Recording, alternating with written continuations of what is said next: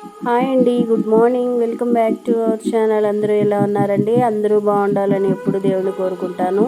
మన తిరుపతిలో Ross building ఉంది కదండి, దాని బ్యాక్ సైడ్ ప్రసన్న వెంకటేశ్వర స్వామి టెంపుల్ అండి. ఇక్కడైతే 30వ తేదీ నుంచి ఉత్సవాలు జరుగుతూ ఉన్నాయండి. మార్నింగ్ 7కి, ఈవినింగ్ 7కి అయితే వాహనాలు తిరుగుతూ ఉన్నాయండి. మీరు ఎవరైనా టెంపుల్ విజిట్ చేయాలంటే చేయండి. స్వామి చాలా బాగా, టెంపుల్ అయితే చాలా బాగా డెకరేట్ చేశారు.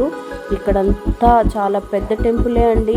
మీరు ఇక్కడ యాగశాల కూడా ఉందండి. 30వ తేదీ నుంచి 8వ తేదీ వరకు అయితే ఉత్సవాలు జరుగుతాయంట. ఇక్కడ రథసప్తమి వేడుకలు కూడా రంగరంగ వైభవంగా జరుగుతూ ఉన్నాయి. మీరు మిస్ అవ్వకుండా, దగ్గరలో ఎవరైనా ఉన్నారంటే మాత్రము రథసప్తమికి విజిట్ చేయండి. ప్రతిరోజు 8వ తేదీ వరకు 2 పూట్ల వాహనాలు అయితే తిరుగుతూ ఉన్నాయంట. నేను మీకు వాహనం ఈరోజు సింహవాహనం తిరిగిందండి.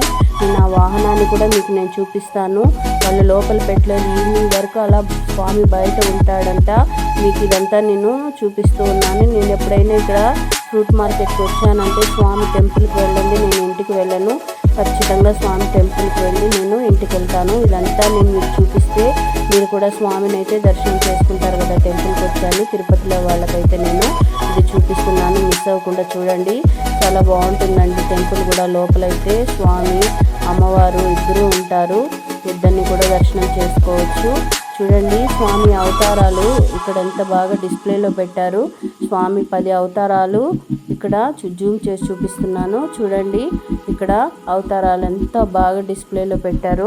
టెంపుల్ కూడా చాలా బాగుందండి. మీకు స్వామి ఊరేగించిన ఉత్సవ విగ్రహం, అదే సింహవాహనం మీద అలానే పెట్టుండారు ఉత్సవ విగ్రహాన్ని. చూడండి నేను అది కూడా మీకు చూపిస్తున్నాను.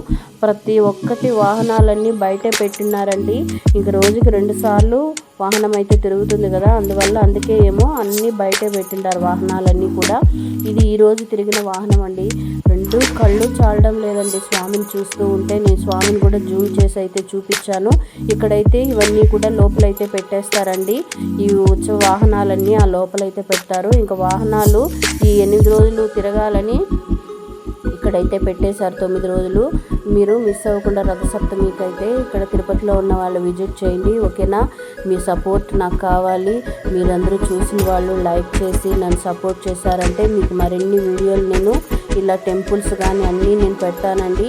నేను తిరుమల శ్రీవారి పాదాల దగ్గర కూడా వెళ్ళానండి. అక్కడ ప్రసన్న ఆంజనేయ స్వామి టెంపుల్ అంటండి. అక్కడ చాలా ఫేమస్. మనం ఏది అనుకున్నా అది జరుగుతుందంట. ప్రతి మంగళవారం అయితే అక్కడ చాలా బాగుంటుందంట. నేను అది కూడా వీడియో తీసాను, అది కూడా అప్లోడ్ చేస్తాను, ఓకేనా? నచ్చితే లైక్ చేయండి, సబ్స్క్రైబ్ చేయడం మాత్రం మర్చిపోవద్దు, ఓకేనా? బాయ్.